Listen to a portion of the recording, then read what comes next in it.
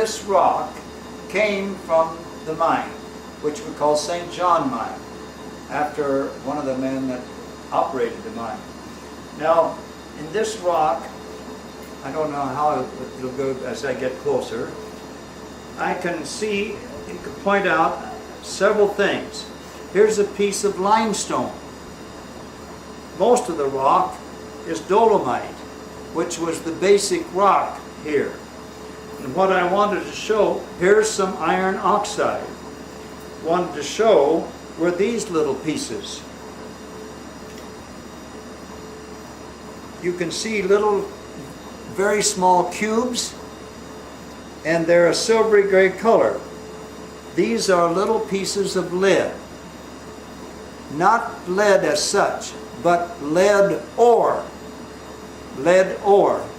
Blei, you would say. No? Yep. Okay. Now, lead ore is called galena. Galena, Illinois got its name from the lead ore. And anything coming from a mine is called an ore. Now in English that's spelled O-R-E. Okay.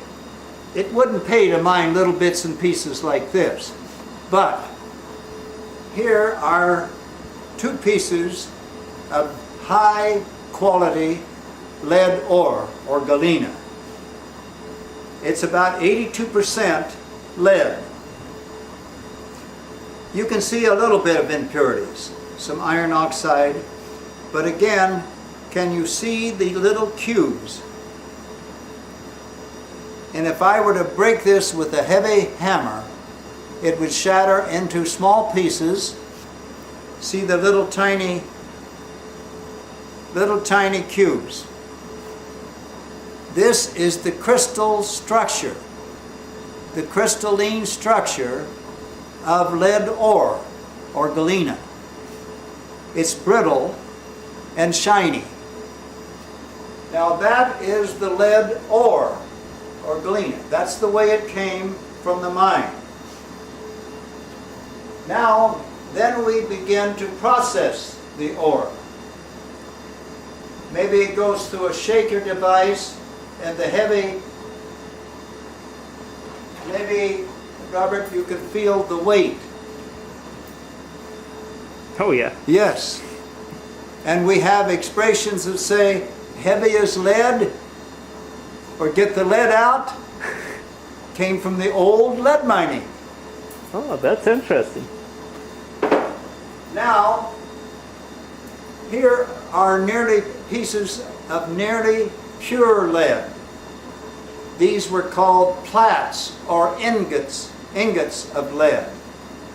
Platteville got its name from the plats of lead, P-L-A-T-T-E. Yep.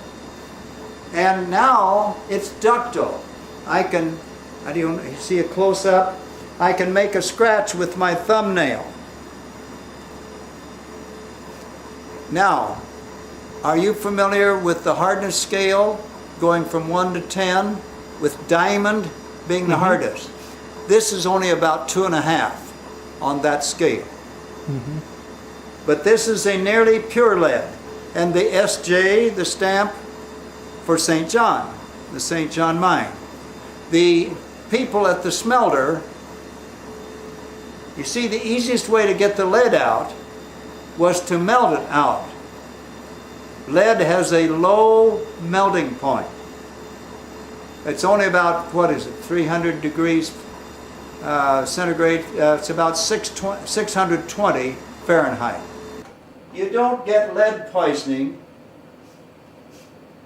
from this. This is almost non-soluble. So the miners that mined this, they didn't get lead poisoning, or not from it. They got lead poisoning from the pure lead and whatever they made out of pure lead. All right, now let me show you a few products from the lead because of its ductility. It's soft, and because of its weight, it's heavy. If you've ever been fishing, you might use a little piece of lead to weight the hook down. Like this one, or maybe like this one. It has a little groove in it. Doesn't show here very much. But that little groove, you could clamp it around the line, around the fish line. It's a little groove right there. Only it was wide then. Now it's closed up. They put sheet metal roofs on with lead head nails. Then when they drive this through the metal, this would squish out and hold so it wouldn't leak. Whenever we need something that isn't very big but is heavy, we use lead.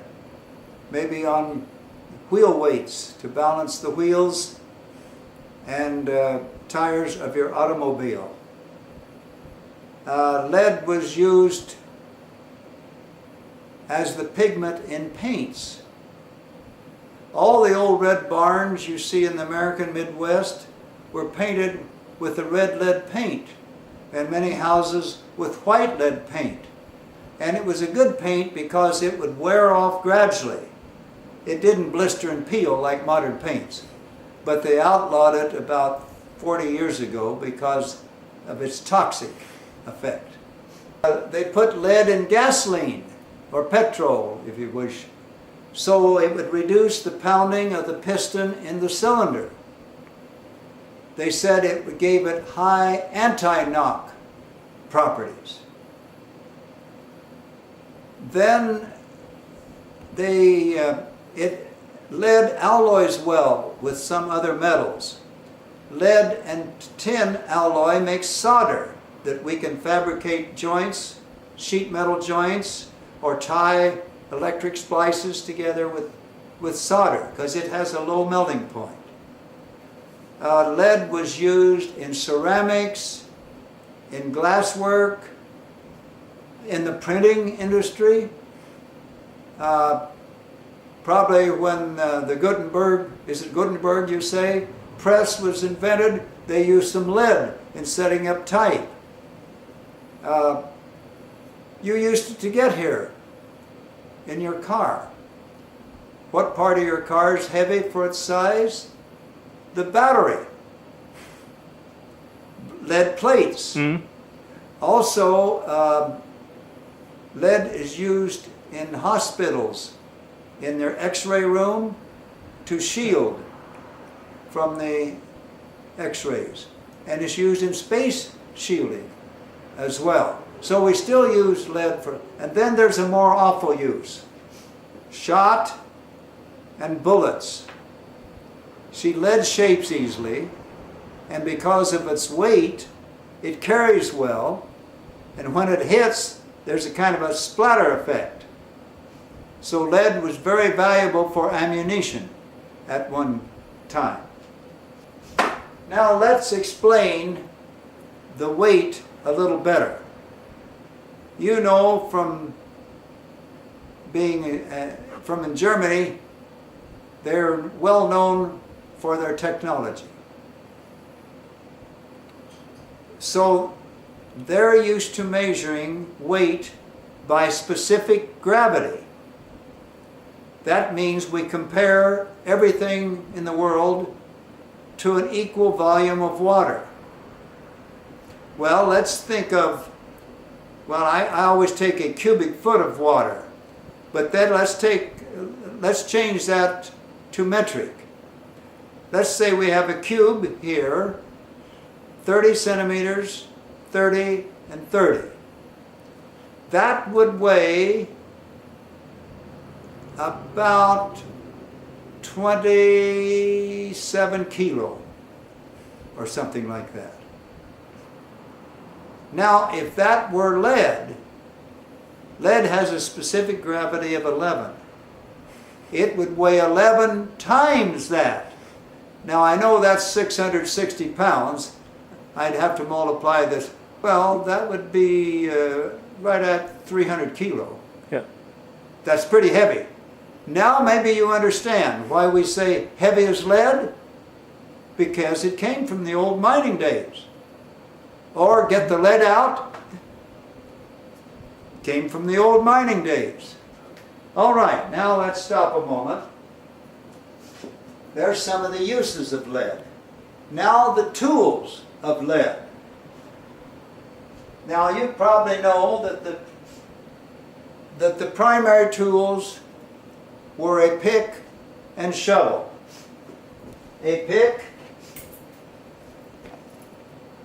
and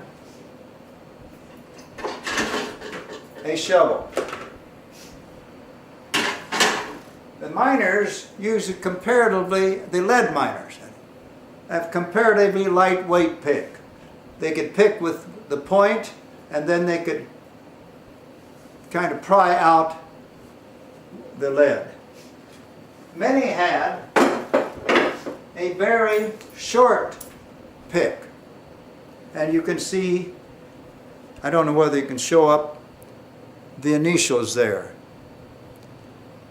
This is the way they made their living. They didn't want to lose these. Some of these were found up in the mine when they opened it for the public, or reopened it, and we can see how they were made. 2 pieces of sheet steel,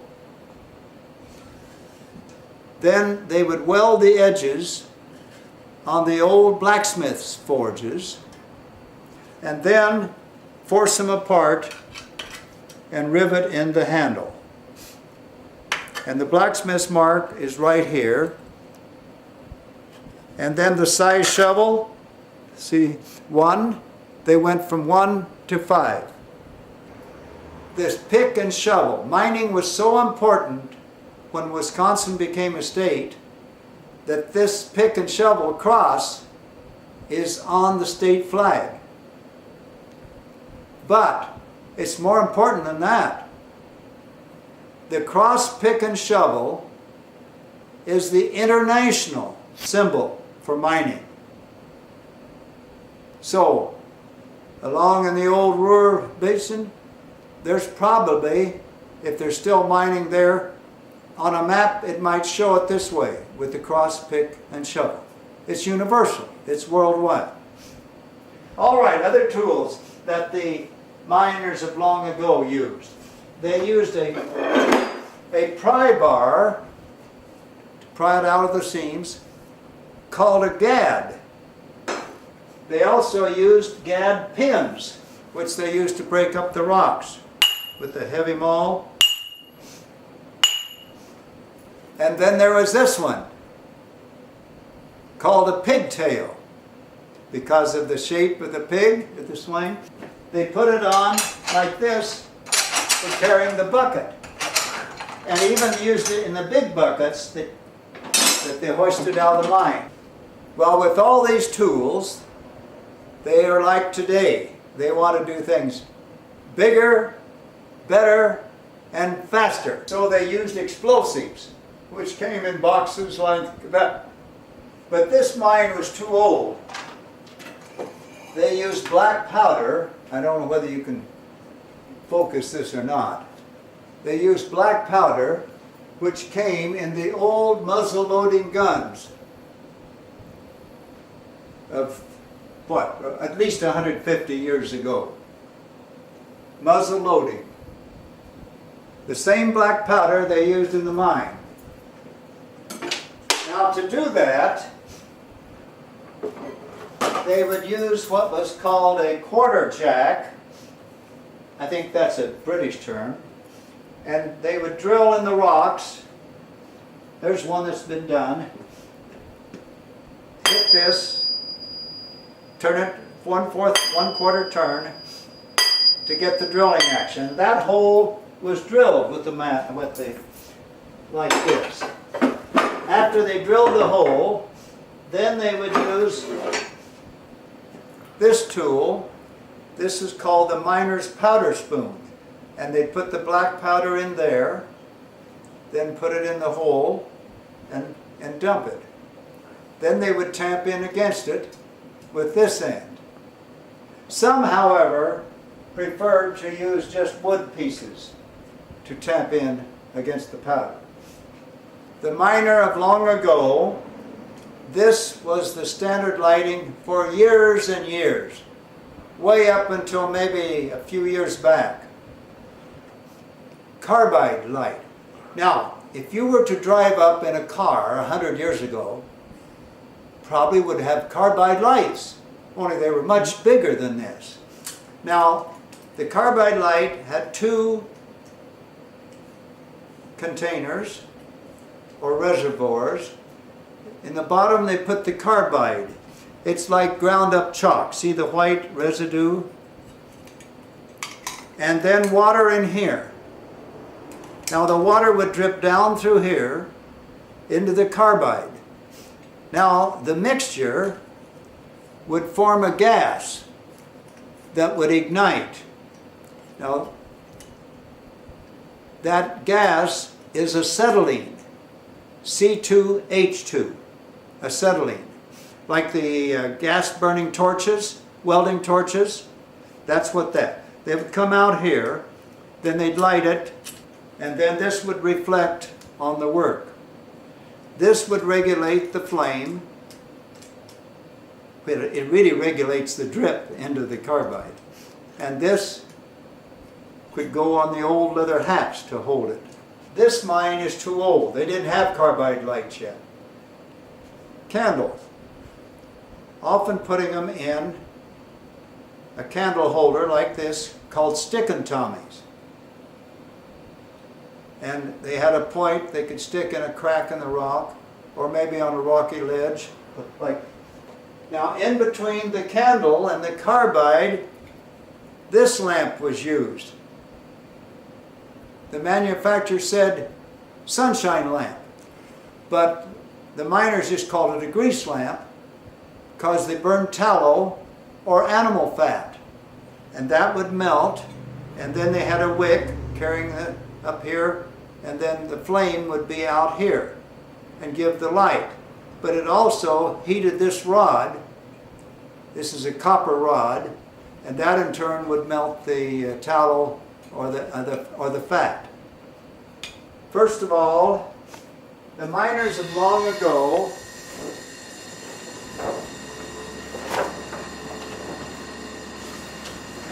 when they were prospecting for lead, if they saw anything that looked promising, maybe they would use these long rods up there you can see up on the wall. I don't know whether you can get those or not, but they would check down in the soil, and if it looked promising, then they would dig a hole, which they called a shaft. And if they struck a good ore vein, they called them leads, then they'd set up a hoist, and that's the way they got in and out, and that's the way they got the lead out. Through a bucket like that one there. That's what this was. The pigtail's right here. See, he's got his foot out so he can kick away from the rocks, because it was all hand dug. They were very crude. I'll show you how it works. Where just one bucket, but this came later. It was more efficient, a two-bucket one. When they'd get the bucket filled with the galena or lead ore, they'd signal up to the surface. Then they'd bring it up and take it to the smelter for processing. Now they used to play a few tricks in the old days. Let's suppose, Robert, you were going to try out as a miner. So the first day, they'd have a little test to see if you were fit for it. So they'd start you down in the bucket. There's only room for one person. They'd start you down, then they just let go. Give you a little thrill. And they could check your nerve and the brake at the same time. And if you survived and didn't make too much fuss, they probably said, this guy's okay. He can join the group. Another little trick they used to play, if somebody goofed off, you know what goofing off? He didn't do his share of the work. When they quit for noon meal,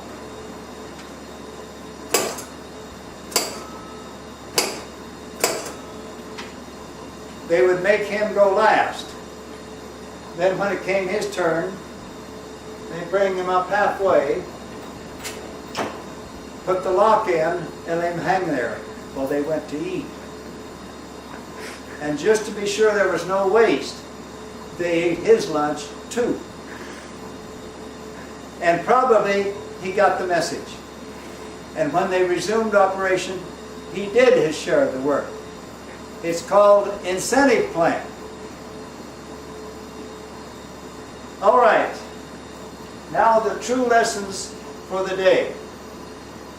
Keep in mind there are 5 stages in the history and development of this mine. The first stage, of course, is the geological stage, when the rocks were formed. And sometimes there were uplifts and filled the voids between rocks or in the cracks of them. In this case, it was lead ore that filled those places.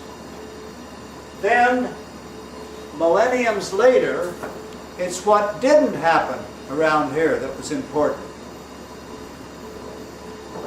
The great glaciers that covered most of the American Midwest and gave us the Great Corn Belt, flattened it out, they missed here.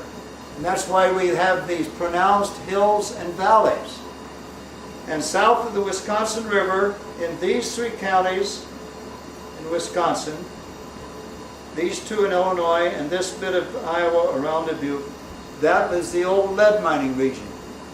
And it's quite surprising how close to the surface it really was. I don't think any of these worked over 10 to 15 kilos deep, 35, 40 feet. One other thing now I want to show you before we go to the mine. That's the map. This was made by students over at UW-Platteville because they at one time had a mining engineering major at that institution. We'll go in here. Remember, this was a cave first and only became a mine after some of the early pioneers were shown the lead by the American Indians. So it's both a cave and a mine. So we'll go in here, we'll see where there was a shaft here. And keep in mind now that the main ore veins were east-west. So the miners sometimes would dig off at an angle, north and south, trying to find another vein. The Indians had told them they were opposite the main stream flow. Well, we know the main stream flow is from north to south. They didn't have a word for perpendicular, so they just said opposite. So that's what these are.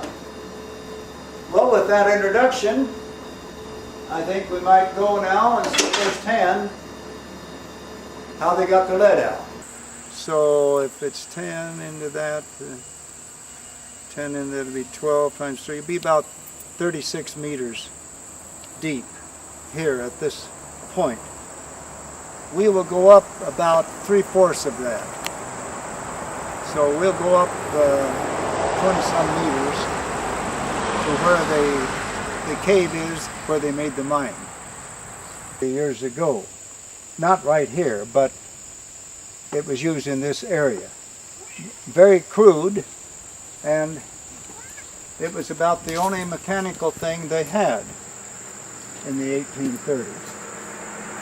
The handles didn't even have a rotation system. You can imagine how their hands were until they found to move them quickly or to get some kind of a pad or glove to wear. In our fireplace and chimney, that came from the first girls' school in Wisconsin. It was located right over there by the church, only the church wasn't there then. It was completed in 1845. Then the church was built 2 years later, and the 2 of them for a cost of $11,000. I don't know how many marks that would be or how many euros, but that was a lot of money for the 1840s. Now remember, we weren't even a state yet. We were just Wisconsin Territory in those days. The school was staffed by a Dominican order of Catholic nuns that were sent over here by Father Matthias Loris, who was the bishop of the area and located in Dubuque, which is just across the Mississippi River from us, and down about 10 miles. People all over the area tried to get their girls enrolled of all denominations, because there weren't many boys going to school then either. So education was really sought after. Long ago, didn't have money, and they didn't want to take time anyway to build decent homes, so they just dug into the sides of the hill or the cliff. They used whatever was at hand, and obviously that's rocks and trees. And the people said, why, they're digging in like badgers, which is an animal that dug into the soil. They would also use the rocks and build walls about waist high, and they always put the opening to the east or the south, because that was away from the prevailing winds. Then they would cover it with whatever they could, usually limbs of trees, and try to seal it with sod, which most of those sod huts leaked a lot.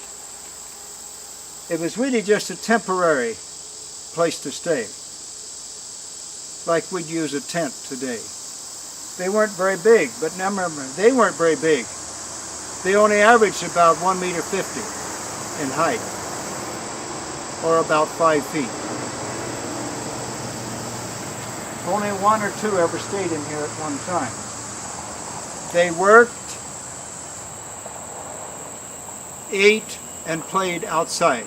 They just used these to sleep in. Now I'd like to show you the outcropping. I don't know how it will show up there. These are dolomite outcroppings. You'll see them quite a lot in this old mining region, what was called the unglaciated area.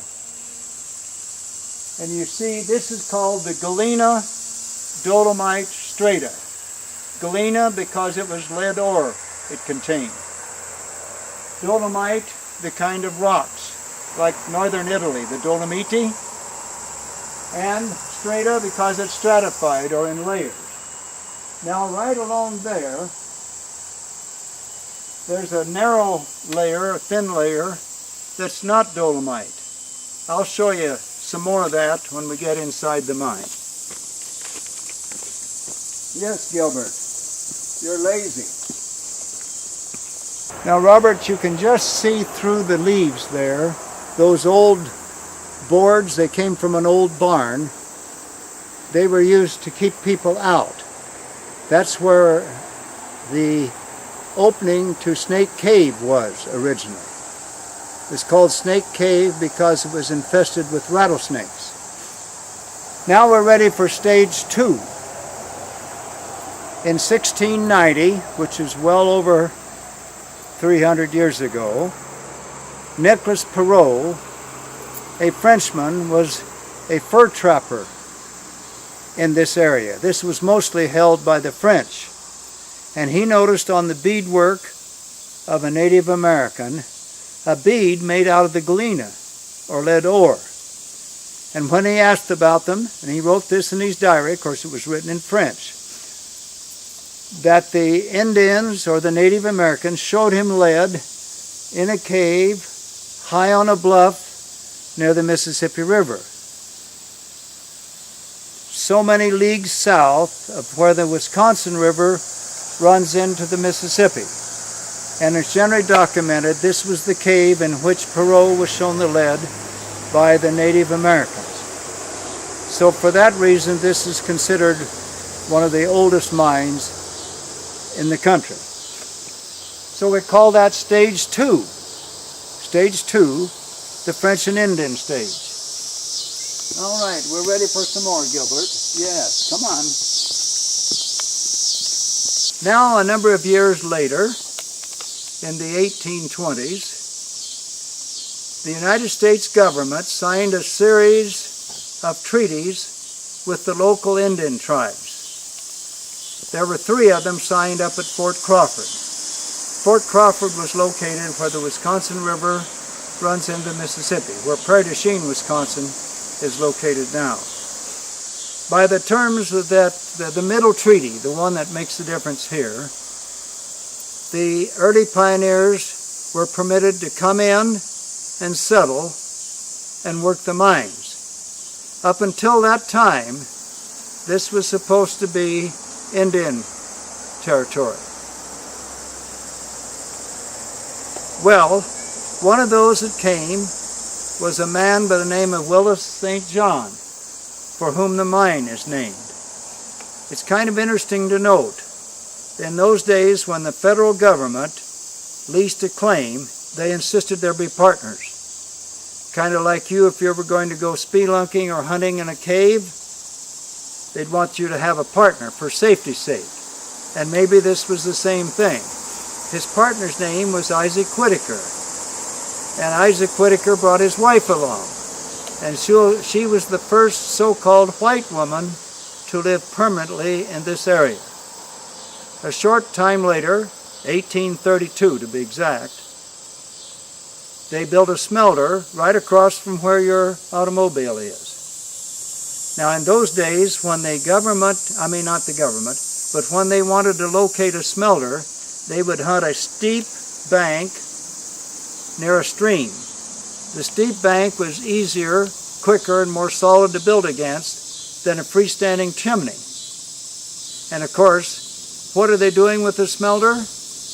They're not only melting the lead out, but they're getting rid of sulfur fumes, because lead ore is a lead sulfide. You can imagine what those smelled like. And the other thing was, close to a stream, for shame, to wash away the waste. Well, you know something? The trouble with the Indians wasn't finished. Black Hawk, a leader of the Sac and Fox Indians, and other tribal leaders said these pioneers were ruining the streams, and the fish were dying.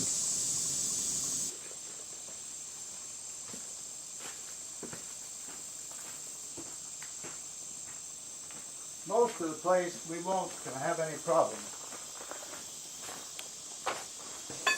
The drill, we would say, they called it a miner steel or quarter jack. One fellow would hold and do the quarter turn, and each time his partner would hit it with a big heavy hammer. And when he thought they were, and of course the sound coming off the rocks, they couldn't hear each other, so they had hand signals. And when this fellow thought they had drilled in here far enough, he'd put his thumb up there as a signal to this fellow to stop. Now, if this fellow didn't see the thumb, I thought they probably changed places after that. Then they would fill the miner's powder spoon with black powder, insert it in there and dump it, put in some kind of a crude fuse, and then tamp clay in against it so they get a good tight explosion. Now, they didn't want a huge explosion with tons of debris, just enough that they could move the rocks. This was handy, but if they weren't careful, the steel on the stone might cause a spark and it would explode and it would be dangerous. That's why some preferred the wood things or the miner sticks. The only trouble with them, sometimes they would expand a little bit with the moisture and then they'd get caught in there and they couldn't get them out. Then they have to do the whole thing over again. All right. Watch your head here. Remember, we're much taller than they were. But you have to remember that Homo sapiens, the world over, are growing 1 centimeter per generation. And in the advanced countries, they're growing faster than that. Have you heard of Detlef Schrempf? Oh. He's a very well-known basketball player in the professional league here, and he was been a star there for about 8 or 10 years. A marvelous player. This is the original opening to what was called Snake Cave. And you can see from the inside of those boards down there, those wood pieces that I showed you, which they put in to keep people out. It was later that they dug the big opening that you and I have just come through.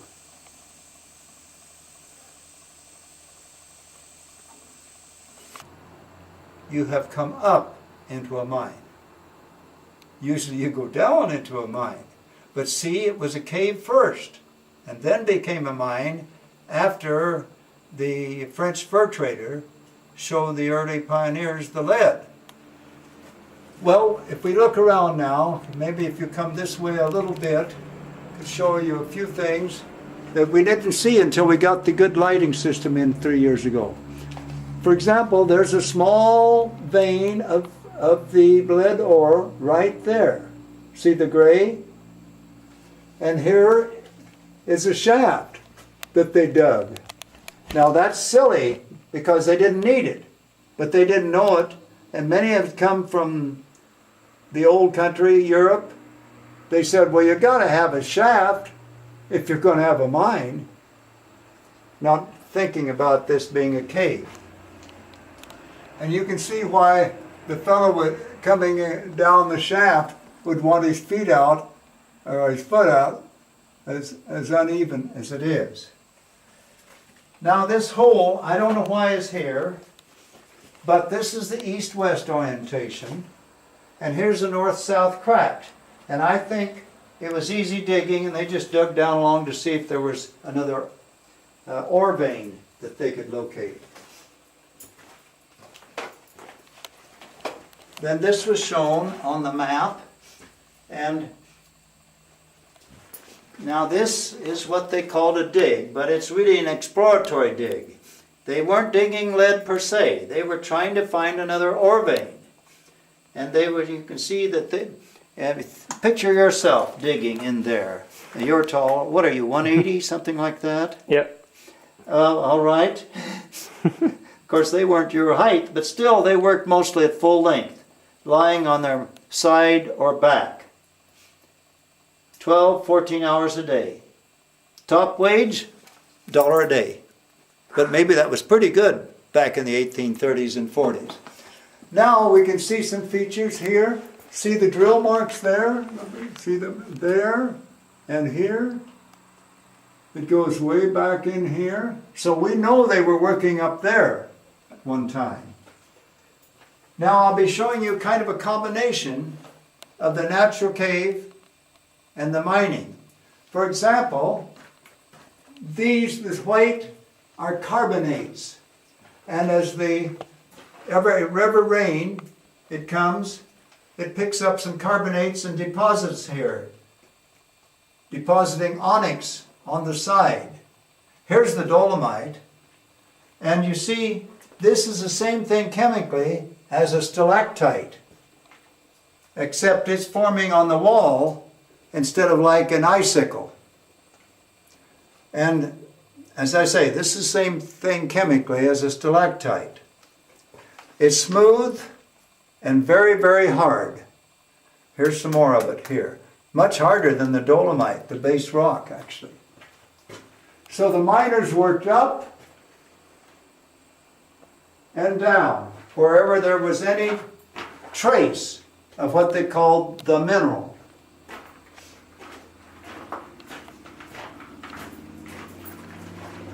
Now here is the roof of the original Snake Cave, and here is the floor. So you see they dug up and down, wherever they thought there might be some of the mineral. And if we stop and examine here, we can see kind of like that first rock I showed you. See the little bits of galena or lead ore here, and these little cubes here. You can see, and maybe even over there, little bits of the ore. So they didn't get it all. The miners didn't get it all by any means. Then here we can see little stalactites coming from the ceiling, just babies getting started. And this is the end of the first natural cave. And again, we can see ore vein, a little bit of the ore right there, and some more right there. So again, they didn't get it all. Now watch your step down here. And right off your shoulder there, here's the dolomite. But see, here are bands of chert. Very, very hard. Here's another band. It's the same thing as flint. And the Indians not only used it to rub steel together to make fire, but also they used it in making weapons, knives and arrowheads and that sort of thing. So they are probably more interested in this than they were the lead ore until they got so they could trade with the so-called white man. Then here is a minor stick still stuck. I can't get it out, neither could they, but it's just as well we can show you. And they used those because there was no danger of a spark and explosion. You can see drill marks here, here, here, here. And they average about 10 inches or 25 centimeters in length. Here's drill marks. Here's a drill mark. Here's little pieces of the galena. Here's a streak of it right here. Here's some more. And here is a small vein. It's about half as big as it. You see it here? You can see the pick marks in it. It's about that big. Now the rust looking is iron oxide. You probably the black is manganese oxide. It precipitates out of the dolomite. Then here, did you ever break a rock and have a crystal formation inside? Mm-hmm. It's called a geode. Here's part of a geode. Now this is a second passage. It's parallel to the first. This is also east-west.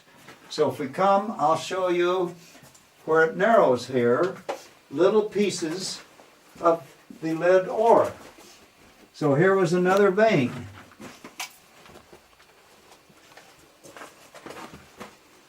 You see the little pieces there? And you can even see scratch marks made by the gads or their pry bars. They didn't get it all. And here's another drill mark. Here's one. Look, you can even see where the powder was concentrated in the front of the hole when it exploded. This powdery stuff is called, it's powdery iron oxide. It's called red ochre. The American Indians used to use it for paint. But it's also it's used as pigment for face powder and rouge. And here's where I teach the kids, the youngsters, how stalactites get started. See that drop of water there? It's about ready to drip. Now, it has come to the lowest spot, and it has picked up some mineral in it. When it drops, it'll leave the mineral. However, if it comes off faster than once in 30 seconds, it won't leave anything. But that's the way stalactites grow. Then this is on the wall. It's called Onyx. And you can see the red ochre in the walls too. And you can imagine what the miners' clothes would look like after working a day in the mine. That first rock I showed you came from right down there. And 2 Boy Scouts were searching and they found that. And I've started every tour since with that rock. Now apparently the lead ore petered out. They couldn't find any more. That's the last drill mark. They worked around in a circle. You can see pick marks there. And the kids like to make the rounds. And this morning, Two of the kids found little tiny pieces of it.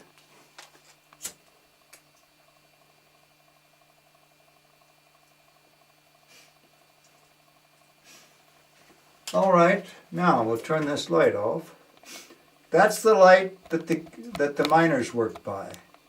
But if I take it over here, I could probably find galena, you see. They would get used to the light. They used to send children with candles up in small places and have them learn how to tell the lead ore. And then if the kids found something, then they would dig. I suppose they got about a nickel a day or something. All right? Now, see, it's pitch dark. In caves, there are 3 zones. The entry zone where they had the demonstration, that's like everything else around it. Way back here is the dark zone. That's the most stable part of the cave. If caves have cave writing in them, it'll be back in that part. Then in between is the twilight zone. That's where you'll find the creatures. The snakes and the spiders and the bats and stuff like that there. Robert, you see that? Mm-hmm. That's a root ending. Now you saw the shaft out there. We're at least 35 feet, at least 10 to 12 meters below the surface. Now that tree has sent that root all the way down, all that time, all that space. I don't know how many years it's taken to do that. And there have been cases where they would have them, 60 feet, at least 60 feet deep. 6 times 3, that'd be at least 18 to 19 meters, something like that. So you get an idea of how that's found a crack to get maybe to water and little nutrients. And see the drills, the drill marks here? So we know that the miners were coming this way at one time. And here's Onyx along the side here too. As I say, watch your head here.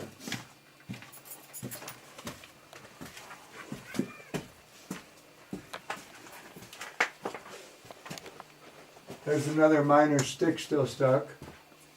And maybe you've heard about in natural caves, there's a thing they call lifelines. There's a little bit of it right there. Now in the middle of the winter, if it's a severe winter, there'll often be a cluster of bats right there. You can't tell they're moving. Their respiration rate will get down to 1 a minute when they're in hibernation. Watch your step here. We're going to go this way, Gilbert. Come on.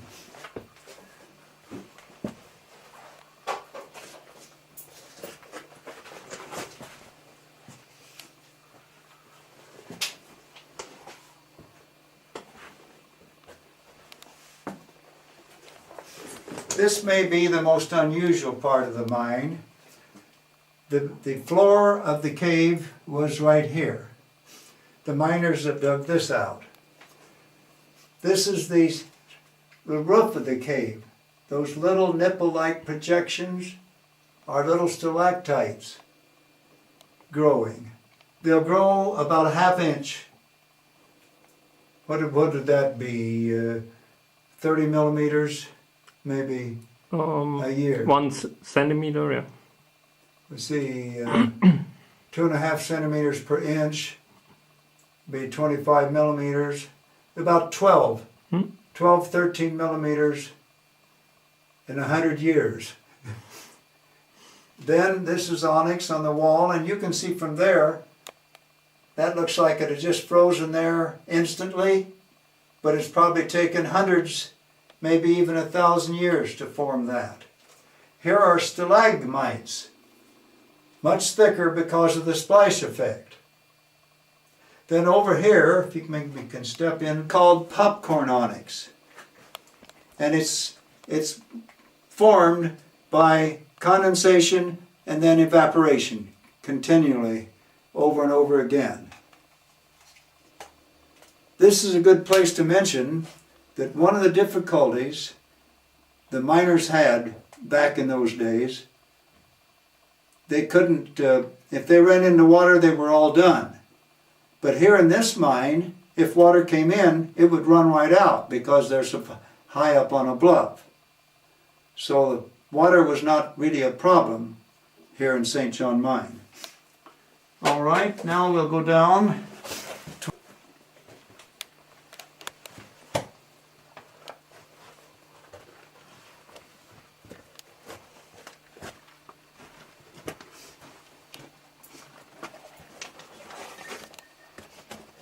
As you come down, you can kind of feel it get cooler. Yeah. And this is the lowest part, so I put a thermometer here. It's about 49 or 50 degrees Fahrenheit. Let's see. I guess I can't. I think that's centigrade in there, and I can't see it well enough. Maybe somewhere around 10. I would imagine. Caves, natural caves, average about 52, so it is not quite as warm as a cave would be. Here's onyx forming here. Now here's another problem the miners had. What are they going to do with the waste rock? And if they couldn't find a place in the mine, it had to all be carried outside, which was quite a job. A very arduous task, really. Now that a scout troop that we had here, camping here, they pulled the rocks away and went in there and did mapping. They just used a tape measure and a compass. And they found that this passage goes clear to the front. And this one goes clear through the hill and comes out just a little over a kilometer through there. It's about 3/4 of a mile. Here's some 2 digs that go up, and here's some more of the onyx. All kinds of shades and shapes of it. As we get out into here, another natural cave. And you see, the cave was from here up. This was dug out by the miners. And you see little bits and pieces of the galena right there, and some more up here, and popcorn onyx again. And it's quite aesthetic here with the glistening with the moisture.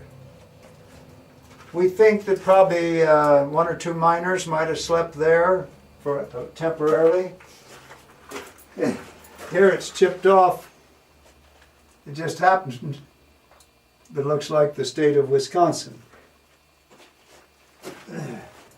Then here is a dig that we could contrast with the others. Notice how tall it is and straight sides. So we think that they must have found something quite rich ore vein back there, because look here, look how worn these rocks are right ahead of you. There must have been a lot of traffic, a lot of people walking over it to wear them like that. Have you ever been in Rome? Mm-hmm. Have you walked on seen the Appia Antica? Pardon? No? The Appia Antica? The old Appia Way? Yeah. Mm-hmm. Well, that kind of looks like it, except there's no ruts for the chariots. But Right. it's worn like that. And you may see little shiny things. Those are little tiny pieces of the ore. I can see a little piece right from here, right there. right down there. You can watch yourself and come out this way.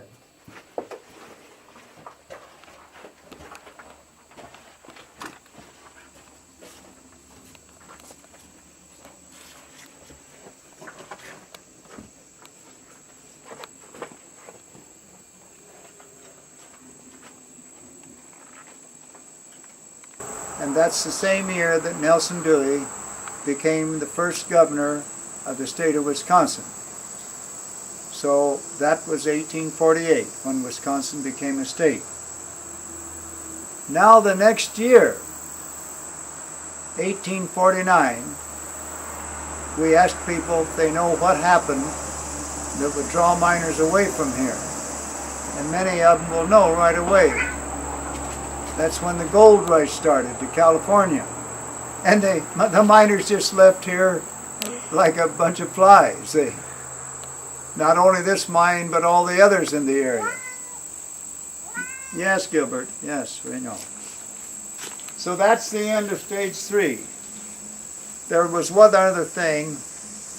There was a terrible cholera epidemic in 1852 over the whole region. And 30 people in Potosi alone died from that disease. All right, now stage 4. Stage 4 is the American Civil War. And of course then the demand for lead shot up again, as did the price. People wanted lead and they wanted it now. And all these mines opened again. And I can tell you that there were 10,000 claims registered in Grant County alone. But a lot of them were never touched. People would just register them in case there was lead there. So many of them knew. But in the Civil War, they built a shot tower in Dubuque, one at Spring Green, and they had a powder mill this side of Platteville. And they used to take the munitions over the old Military Ridge Road into Camp Randall, which is now Madison, our capital. The old Military Ridge Road, you may have been on it. It's now U.S. Highway 18. And I don't know whether you've seen those huge windmills up by Montfort, but they're located along the old Military Ridge Road because that was the highest elevation here. All right, as we go down, we can talk about the end of stage 4 and stage 5. All the lead that went into the shot and bullets of the Northern Army came from this lead mining region. And I understand quite a bit the South did too, from various reasons. All right, now, Robert, we'll talk a little bit about stage 5. You were part of stage 5. In fact, your filming would make a good story and picture sequence for stage 5. That's the modern stage, or the visitor stage, or tourism, pure and simple. And there's a story with that. Some years ago, a man by the name of Laverne Eim, I have a feeling that he might have been of German descent. It's I-H-M. I don't know whether that doesn't really sound like it, but I don't know. Anyway, at that time he was priest of the church over here, Father Eim. He was very interested in history, and he got people to help him, and they're the ones that actually got the openings that we've just been through.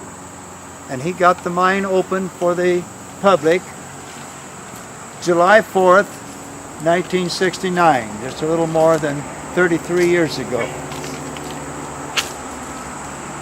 And they used to tease him. They used to say he must give altar boy assignments up in the mine.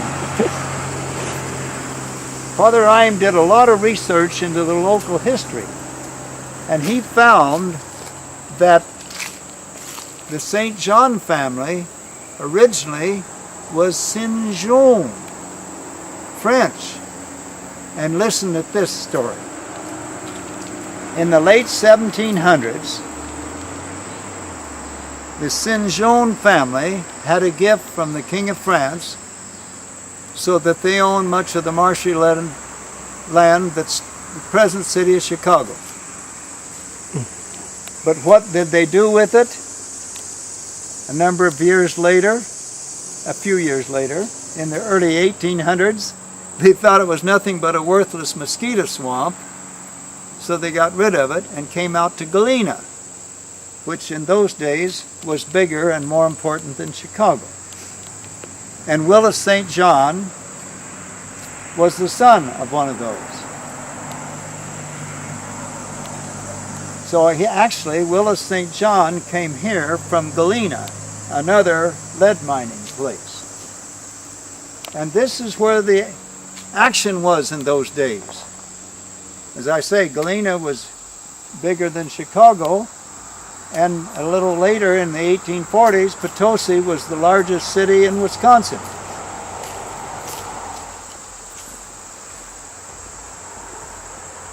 Well, Willis St. John had 3 children. One died in infancy. His son, John St. John, was killed in the Battle of Antietam in the American Civil War. His daughter Mary married and lived many years in Lancaster, our county seat, just 12 miles north of here. And when Father Rime had the grand opening, July 4th, 1969, he managed to get some descendants from Willis St. John at that opening. Well, we have just one other picture to show you from stage 5. And probably your camera will do better than we can on that. We're going to study the roof here, because Father Rime had a lot of good ideas.